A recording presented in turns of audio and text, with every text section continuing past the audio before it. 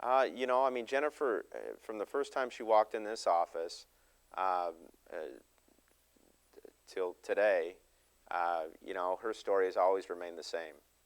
That's why in the op-ed I wrote today, I mentioned how disingenuous or inaccurate or flawed, skewed, whatever story the news leader came out with, because there are several news outlets now that are all behind the same story, and the news leader is the odd man out. I challenged Dave Steffler with releasing the tape of Jennifer's interview, which seemed reasonable to me, and say, well, why not let the public hear it? Why not let me hear it? Why not let several folks hear it and judge if you reported this story accurately? Because what Jennifer's testimony has always been is she was at this man night where Billy showed up, where the strippers showed up, and then she opted to leave before things got out of control, because they tended to get out of control. And I'm not sure how that translated into what they decided to report. And their reluctance or unwillingness to release the tape, I think, goes further to show that they did not report accurately the story.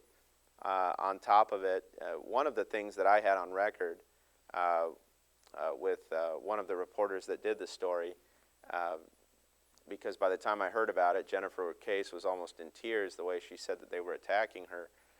And I asked Wes Johnson point blank, did you accuse Jennifer Case of taking money to run this commercial? And he said, well, we talked about it. The audio is posted on our website. And it turns out that, one of his questions right off the bat was, how much money did Scott Eckersley pay you to do this commercial?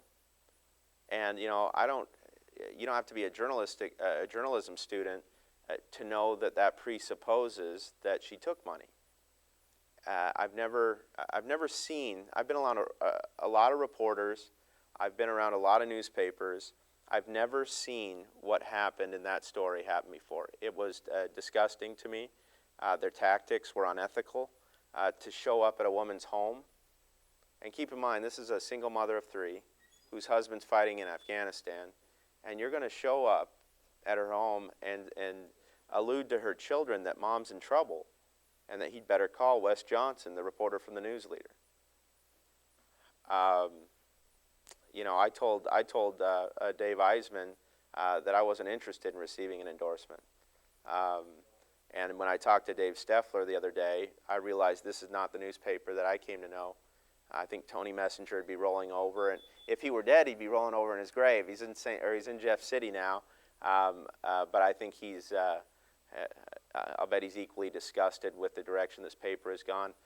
There are people that do things for reasons that benefit the whole, and those people you call whistleblowers. They have an interest in improving the lives of everyone else by simply coming out and telling the truth. Why do they do it?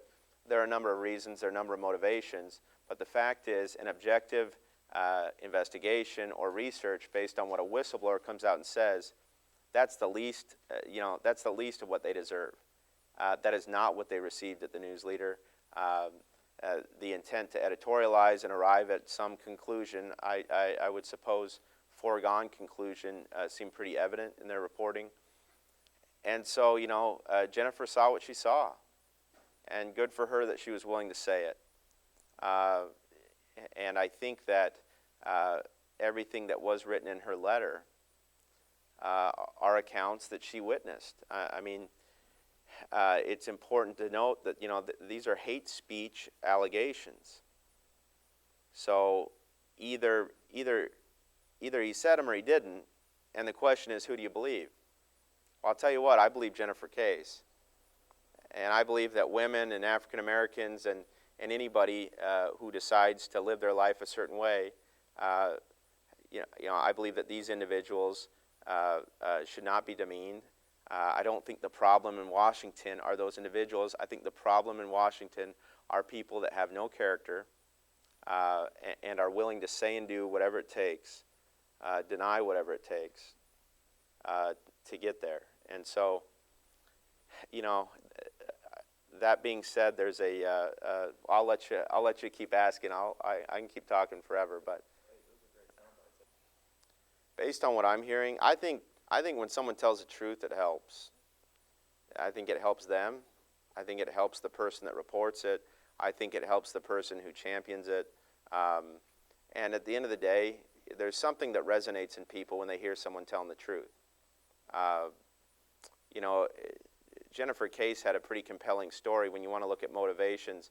And one of the reasons we did what we did in this campaign was it seemed appropriate to me, or it was compelling to me that this woman who has a husband fighting so many miles away and could take a bullet any given day, and this is his third tour, he's come close to that in the past, and it makes sense to say, my husband's willing to put his life on the line for what we have here at home.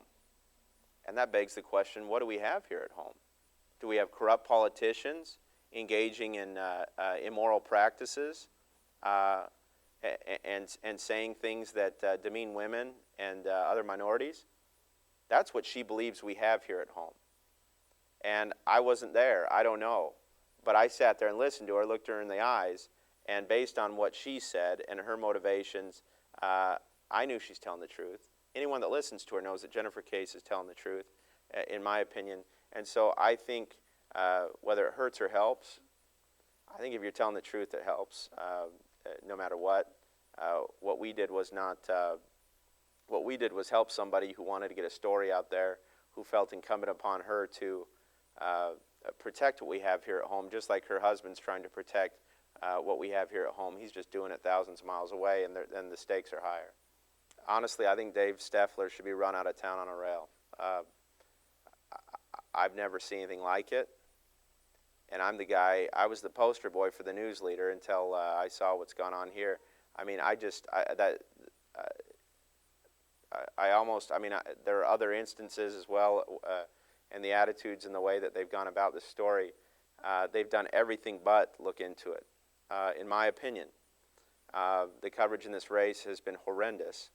I'm not sure how a candidate can opt out of a debate that the news leader's throwing and then later receive an endorsement with no mention of that. I think it goes to show the ad dollars at work today in news. Newspaper industry is in trouble. Why are they in trouble? Because of this kind of reporting, because of failing to get to the facts, because of printing what any candidate puts in a news release for you to print. It's lazy journalism. It's not watchdog journalism. It doesn't do anybody any good, and that's why fewer and fewer people tend to read it. I think Color 10 has done a tremendous job. I think that KSPR has done a good job covering it. I know KY3 is interested. And so, where one news source fails, others step in their place, and I think that's what we've seen here. And so, no, I don't think, and the newest letter really speaks to the milieu and the environment, and I think that more people will come forward. I certainly know that more people are contemplating it. But, Jennifer Case is somebody who had the courage to stand up, do what was right. And I said from the get-go, I'm willing to stand by her in this. And doggone it, I think the news leader needs to repent. And they need to dig into this story, because if not, I think there's going to be a level of embarrassment there that's hard to recover from. I applaud Robert Bush, Jennifer Case, and Noel Edwards for coming forward and doing something that isn't easy to do. And I would encourage, all reasonable-minded folks out there to consider what's been said, the motivations behind them on both sides, and consider the implication only because of the relevance of character in this race, if for no other reason. It's one thing to paint yourself and wrap yourself in family value flag. It all of a sudden becomes relevant whether or not those are the ideals and these are the values and the way you live. And that speaks to character. To deny 100% and say, I've never been in this establishment after a fixed time, 9 o'clock or whatever has been said. It reeks of cover-up. It reeks of guilt. And so I'd be hard-pressed as a reasonable-minded person here in Springfield to take a look at these three individuals and what they've said and not give some serious pause and some serious thought to who does have the character necessary to carry out the business of the 7th District in D.C. That's what this comes down to. Who has that character? Who will lay down in traffic for the best interests of this district? I'm the only candidate in this race that will do that, period. I'm the only candidate in the race that will do that. I'm the only candidate in this race that has a track record of doing that. And that's why I'm running for this seat. I think folks will see that. I think the decision will be made very clear come November 2. I'm supposed to smile. Everybody tells me to smile, so it's just too serious a time right now.